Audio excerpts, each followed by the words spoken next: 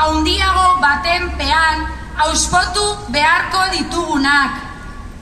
Y es en esta situación la que nos debería encaminar hacia movilizaciones mayores, como una huelga general.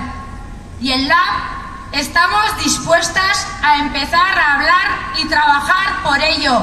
Gure garaia da.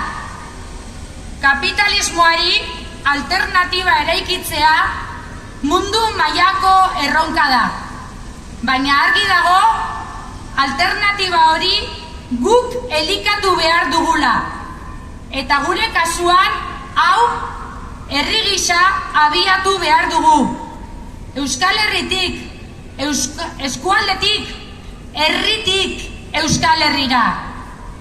Herri burujabetza prozesuak bultzatuz, baina beti jakitun aldaketarik ez dagoela borrokari gabe. Euskal Herriak erakutsi du herri borrokalaria dela, baita borrokak merezi duela ere. Labetik jarraituko dugu borroka sindikal eta borroka sozialak pizten. Ez gaude kikiltzeko, ez gaude amore emateko, borrokarako indarra dugu. Gaur asko batu gara eta gehiago